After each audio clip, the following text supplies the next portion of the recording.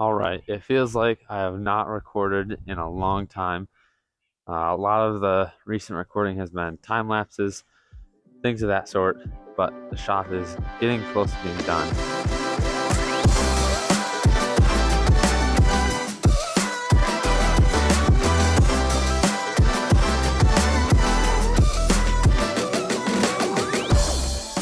When insulating the barn, there were a few different methods I could have gone with, but I decided to stud the barn and just use bat insulation.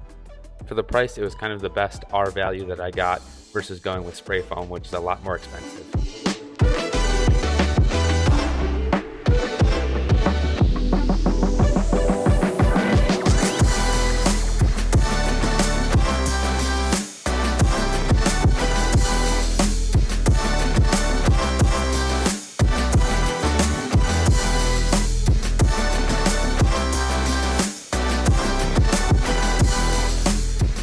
For finishing the walls, I decided to go with OSB rather than metal paneling like I ended up putting on the ceiling, just because the OSB is a lot more durable and it was also cheaper.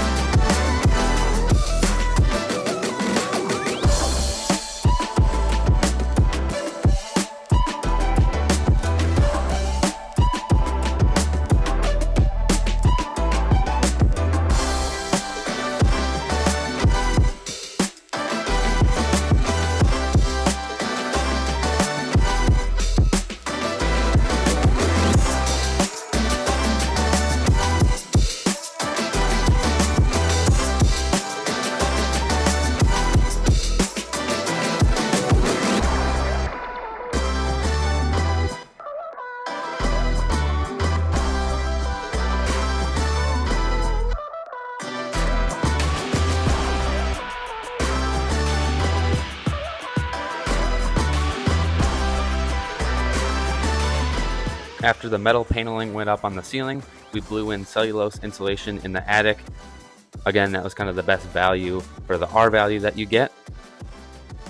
These time lapses make everything look like it went really fast, but there was a lot of figuring out for electrical, where to put boxes, where to put outlets, all that sort of stuff.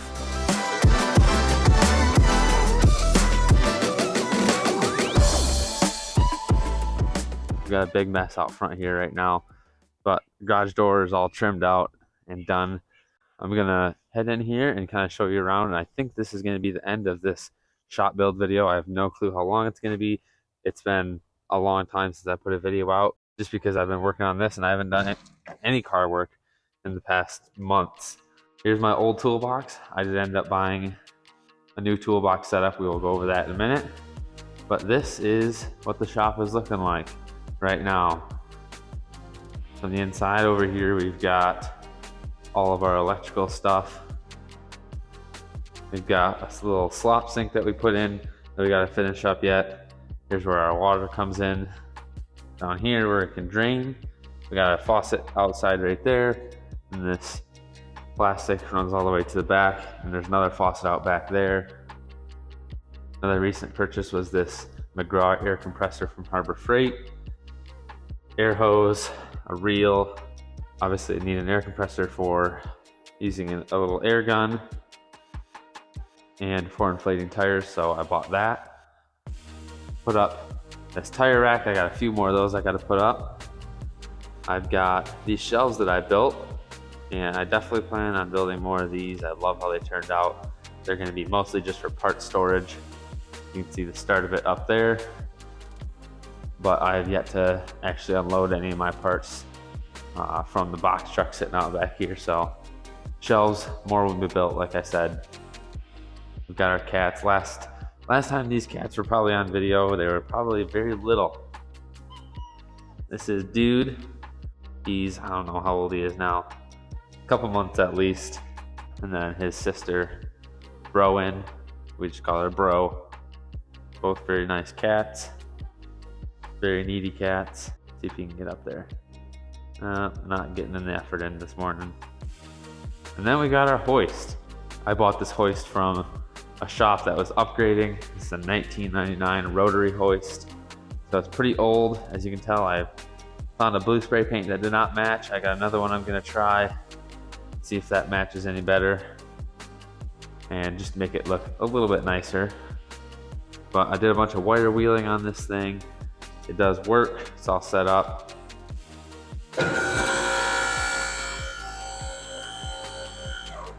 So that is working and ready to go.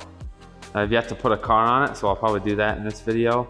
But that was a little bit of a project, obviously shimming it, doing all the anchors, things like that. I fully wire wheeled and repainted these arms. Not sure how long the paint's gonna last, but they look nicer than I did. And then the toolbox, I went with a US General 72-inch bottom chest, top chest, and then this little side add-on here. And then I also got this cart to use to roll around and work on stuff, which is actually really nice. I've never had one of these, but I do like this toolbox for sure. If somebody wants like a full in-depth discussion on it, I can probably do that, but nothing too crazy. One thing I do miss is the soft close drawers that this Husky has, which I sold this Husky to my brother, so he's going to be taking this thing here pretty soon. But this Husky has soft close drawers, so you can shut it and they slow down and soft close, and usually close all the way. Sometimes they get a little stuck. I'm a little bit bummed that the US General doesn't have that, but it does have a lot more storage. Got all my power tools. It's got a little power drawer here that you can charge stuff in. Full-size wrench drawer, which is nice. And this little side adder that I also got, just kind of for miscellaneous random stuff. Check out all the receipts. This is literally all 2024 receipts of stuff that I bought for the barn. It is crazy. I'm gonna have to go through and add up what I've spent. There's a lot more organization that needs to be done. We've got a furnace here and a coil that's gonna go up here in the corner, so we'll have heat in here. And then I also have this AC condenser that's gonna go out back. So there will be heat and AC in the barn, which will be really nice for the summers. And obviously, pretty much a necessity for the winter unless you wanna work in 15-degree weather. Lights up, obviously, ceiling fan. I had a ceiling fan here, but the lift ended up being farther forward than I expected. So I have to put a cover on that one and move it over here a little bit somewhere. The reason that light is not on is we've got that on a separate switch so that when the garage door is open, it doesn't just shine directly onto the garage door. So I can flip that one on here and it lights that up nicely. I got a Chamberlain side mount opener there. I love this garage door opener. It is so quiet.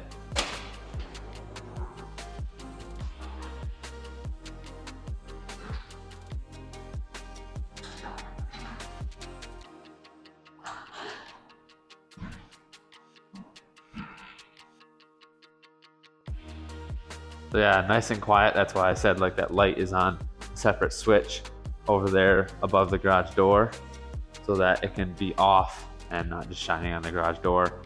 But nice big garage door. That was my goal. I want to be able to park my truck over here, park a car on the lift, obviously. I got the lift lined up so that you just drive in on the side there and you can have a straight shot right into the hoist. I'm going to be adding crushed asphalt probably out there and then possibly around over here. I'll do a little outside tour as well. I got a ton of cars, which was my goal. When I got done with the shop, I wanted to have cars that I can just go work on. So let's take a quick peek at that. And then I think I'm going to get a car up on the lift for the first time. Hopefully it goes well. And then we will go from there. I just picked up this guy a week or so ago. 2015 STI blown engine, 2015 STI limited. Really nice interior. Nice and clean, little sunroof. This one's definitely gonna get fixed. Got my Tundra, my brother's car that we're working on fixing. Got 3 07 STIs. This one is just a bare shell pretty much. Same with the white one over there, a bare shell. I've got my winter car right here, 2017 STI. Got a JDM 2-liter, little lift kit, some all-terrains. It's really fun in the winter time. Here's another one of the 07 STIs. This is a 07 STI Limited. This one's gonna get most likely fixed. This car runs and drives. It's a rear wheel drive, rotated turbo, built engine, WRX. It's 6-speed swapped from an STI, but then like I said, it's rear wheel drive converted. So kind of a goofy setup. We got an 11 STI here that probably is gonna get parted out. It's a rebuilt title, a little bit higher mileage. We've got a crashed 2008 or 2009, I can't remember, Legacy Spec B. That one's for sure getting parted out. Just a plain old Outback here that needs an engine. This Outback runs and drives. I put an engine in it. It needs tires and exhaust.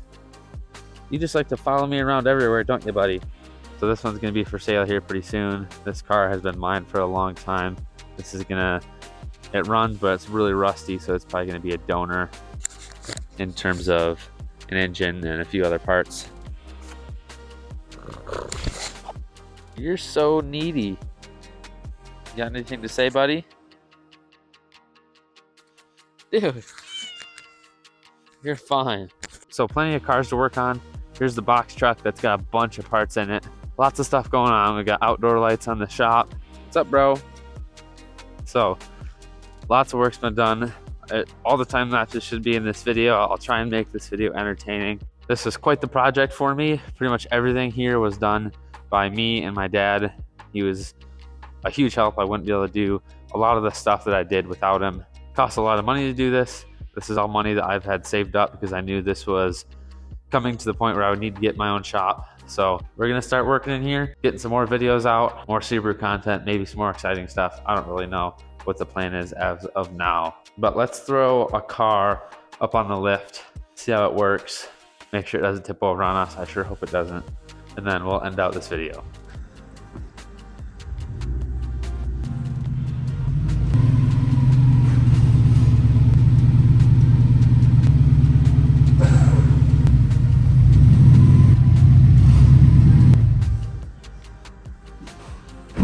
I am not used to the asymmetrical posts.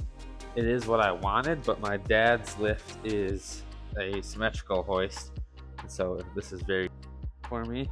It feels super weird, but I think it's set up about right distance-wise from the back. You don't center the car on the posts. You line it this way of center because of how the posts are configured and how the arms are configured. But it just feels like the car is super far back. Feels like the car is gonna tip that way. Hopefully we don't have any tipping. A little bit nerve-wracking for the first time.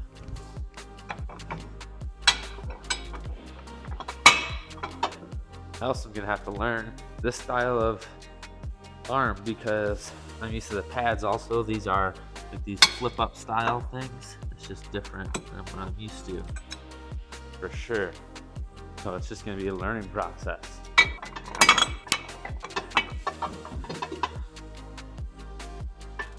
I'm not sure.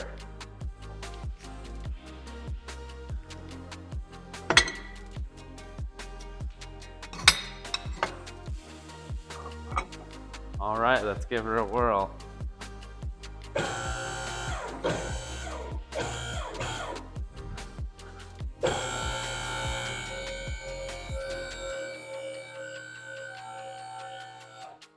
Looks like it's picking up pretty evenly. I like to give them a little oomph, see if it's gonna fall, especially when it's the first time loading the car on here, but I'd rather have it fall right now than while it's way up in the air. Seems good. That's a little nerve-wracking, it's kind of weird. So the uneven clacking, I might have to adjust the cables more, but on this side, the locking mechanism in there, basically those locks are supposed to click at the same time. Those clicking noises supposed to be just one click noise, but the locking mechanism is partially damaged on this side. It still locks, but it's slightly bent, and so it just causes the one lock to fall into place quicker than the other side. And so I don't think I can get them to be perfectly even, because earlier, like the first 3 clicks clicked at the same time, and then it changed because of the higher up it went, the more the locks were bent a little bit, and it caused that arm to pop into place quicker. I think this loading style is completely fine. It's just different than what I'm used to. So I'm gonna keep going up though. I wanna go as high as the hoist can go and see if this car is gonna hit like the ceiling, the light, see what's gonna happen there.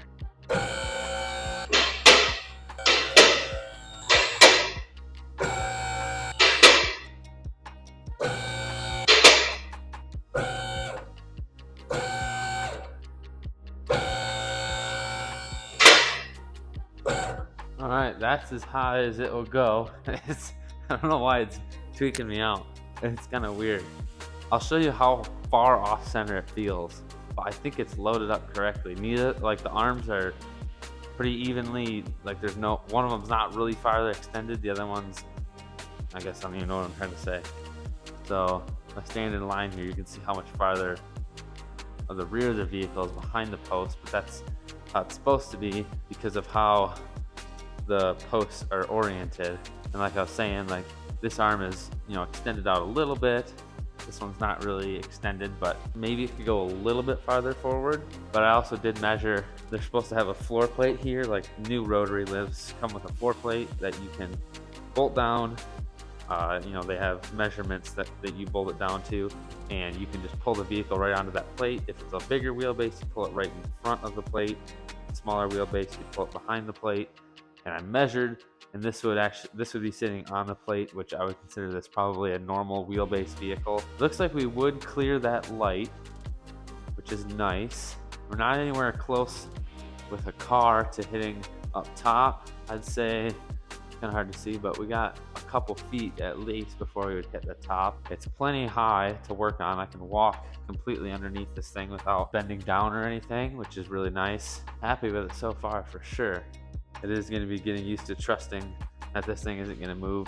The main thing we'll be looking for is if there's any sort of cracks that start in the concrete. This concrete is the minimum thickness that Rotary recommends, which I'm sure it's plenty fine. I would imagine that the minimum concrete they recommend, it's not on the edge of breaking. I'm sure it's plenty safe, so we'll just have to keep an eye on it. But I'm going to lower this thing back down, and I'll show you why I got the asymmetrical instead of the symmetrical. Partially because it was a good deal, but the other reason I will explain when I lower it. I do have to say this is pretty cool for me, guys. I know it might not seem like something super cool, but this has been a dream of mine for a while. I worked out of my dad's shop for years. I say years, probably 2 or 3 years. So this was a big, long work in progress, a lot of money saved, a lot of hard work. So this means a lot to me. It's super cool. I can't wait to actually get back working on cars, because it's just been working on the barn. I've been working on the barn, not in the barn. And I'm ready to start working in the barn on my Subarus. Start selling parts to you guys again. Start fixing cars. Start fixing cars for me that I can drive around. Super excited. Hopefully you guys find this cool too. I think it's awesome. All right, the big reason I got this asymmetrical was, number one, opening the doors on this thing. The door opening capabilities is amazing compared to a symmetrical lift, which would be probably, the post would be like right here, and so you can open the door like that far, enough to squeeze out. Well, let's see, if I was like this, you can probably open the door to right there versus opening the door all the way to here.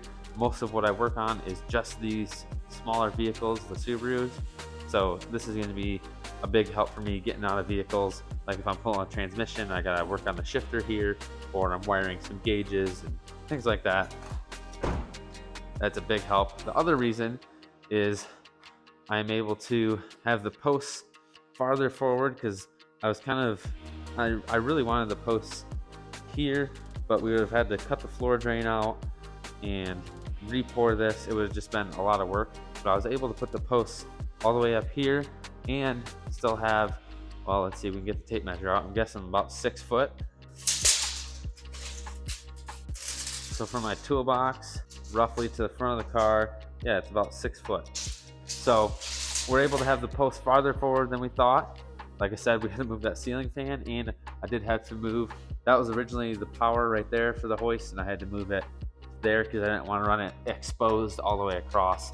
So I was able to have the post farther forward and still have room for a cherry picker so I can pull engines, and just have room to work on the vehicle if I need to pull a bumper off. I still got plenty of room. I can open my toolbox drawers all the way like this, and I'm not crammed trying to sneak around the vehicle. Same with where the setup, how far over I pushed it. First of all, the shelves, I wanted to have room to drive in square to the lift, but also I want to be able to walk through here really comfortably. I want to be able to wheel this little cart through here comfortably. I don't want to have it be a pain and have to sneak by, waddle next to the post to get by. So I'm happy with my placement so far. If I really wanted to, so I parked my truck in here. If there's nothing on the wall here, if I park my truck, there's still about, I'd say maybe from where my foot is over to the post of room. So still a very comfortable amount of room. So I can park my truck in here. I could, obviously a lot of this stuff isn't going to be here. I could park another vehicle here, so that's 2 vehicles. I could put one up on the lift, that's 3. I could put one under, that's 4. And then 5 I can fit back here. I don't know if I could do 3 wide here. I don't think I can, but 5 vehicles will be helpful if, in case I don't want a vehicle to get snowed on, or it's going to hail or something like that, or I just want it to be inside. I can fit 5 vehicles in here, which is really nice. And then also 1 in the garage up there. So yeah, I think this is gonna wrap up the very long video. I mean, it's been, I think I've been married for 4 or 5 months now, and that's when I started working on the barn, was after we got married. So it's been a while, but like I said, the help of my dad, my grandpa, brothers, my wife, my mom, they all helped, whether it was different things or not. But I wouldn't be able to do it without them, especially my dad. He helped so much with just teaching me things, helping me get parts, you know, electrical, all that sort of stuff. He did most of the electrical. And then my wife, being willing to let me basically work and not make any money for the past couple months. I've sold a few vehicles here and there, but she's allowed me to work on this full time while she's at work paying the bills. So it's a huge help to me, and I was able to get this done a lot faster than I normally would have if I was either by myself or if I had to still make a decent amount of money during it. I hope I made this a little bit entertaining. Hopefully it was cool to watch. It's kind of like from an empty building to a shop, and now we're ready to work. If you found this interesting, hit the subscribe button. I will have more videos coming out, Subaru related. We're mostly done with barn projects, so it's gonna be more Subaru projects, stuff here and there, where we got plenty of stuff to work on. So I appreciate you guys watching. Hopefully you guys are getting your projects done. It's been a big, long project for me. I hope to see you guys in the next video.